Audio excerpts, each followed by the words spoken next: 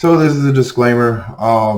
This video is for educational purposes only, and I hope that it helps people. But if you do happen to mess up your own generator or something along those lines, that is kind of on you. I take no responsibility for that. So hope you enjoy. All right, so I haven't seen any video. I've seen videos on how to bypass the the carbon sensor, the CO2 sensor. But and I've seen, as I was trying to do this, I saw there were a couple posts on the internet about people that needed to know the wiring because their dog had chewed it, which is what happened to mine basically. And I definitely didn't find any videos on that.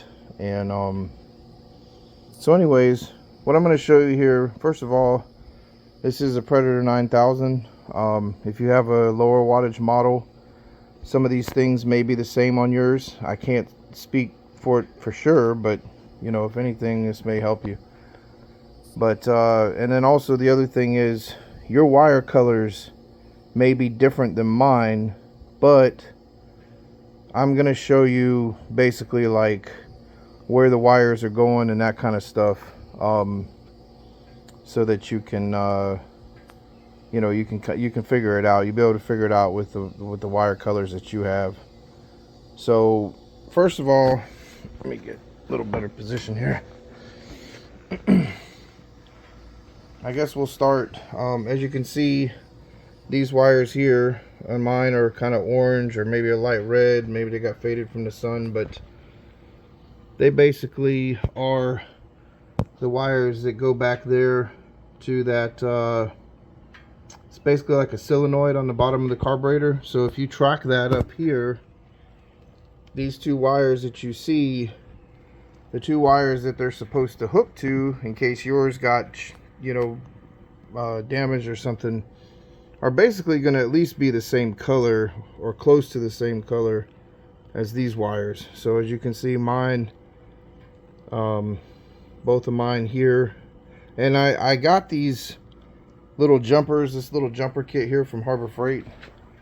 It really makes it easy to try to test stuff, especially when you're using the multimeter. You can just hook it onto one wire, hook it onto one of the leads on the multimeter, and then if you're trying to do your continuity test or whatever, that will allow you to just take the other lead, not have to worry about holding it on the wire. You can just take the other lead and start touching it to places to see if that's what if that's where it goes. But anyways, so as you can see, these two wires here are what goes to that solenoid up there where the carburetor is. Now on mine, I basically had two white wires coming out and two black wires. The only thing is, one of the black wires on mine has a white line on it. And when I go up into here, when I go up into here, this bottom wire, which is basically by itself, it doesn't have two on the bottom, there's just the one wire.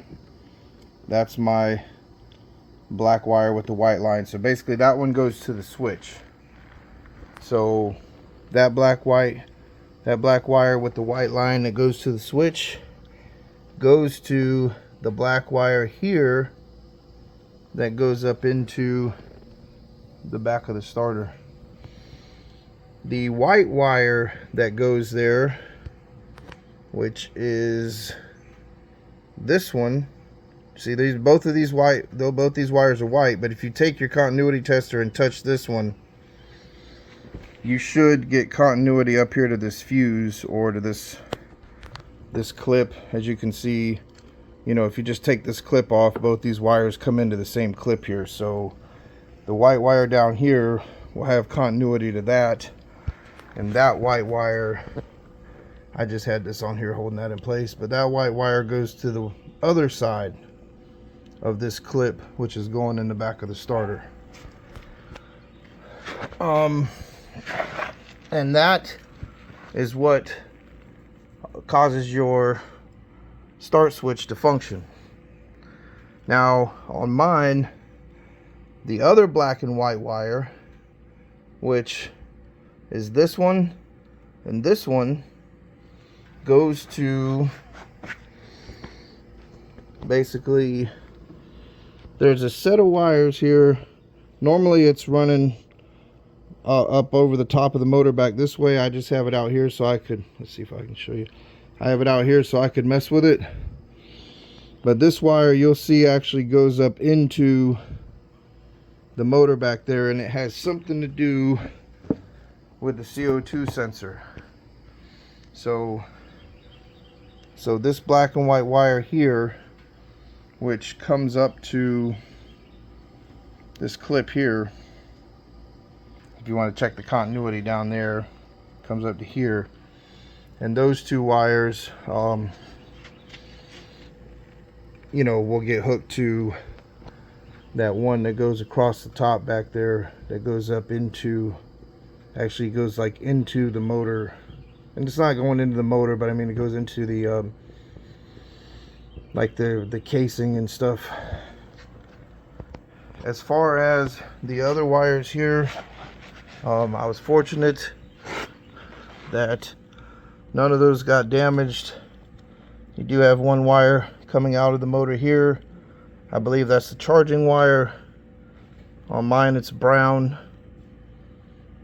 and that goes up to here, which basically connects in, and I think this is like a little diode or something, that way the current can only go one way. And it probably charges the battery. You have a couple sensors here. This is like the oil sensor, that's the oil sensor, and I think because it hooks to this, so you can see that yellow wire coming out, basically loops around here and then goes up into this sensor. And then there is a basically like a red wire here. Like I said, I was fortunate that was still intact, so I did not actually track that up here, but I'm thinking it probably goes to that. And then I was fortunate these two black wires weren't chewed up, which still had their plugs on them, and it was kind of obvious where they went. So they go into there, and then that goes up above the starter up in there.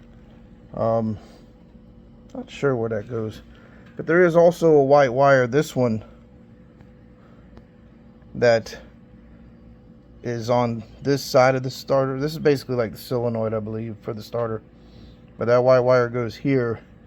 And it also, if you're going to check the continuity, it's the other wire that's coming up here, so you'll get continuity to this clip here that's basically going to that diode.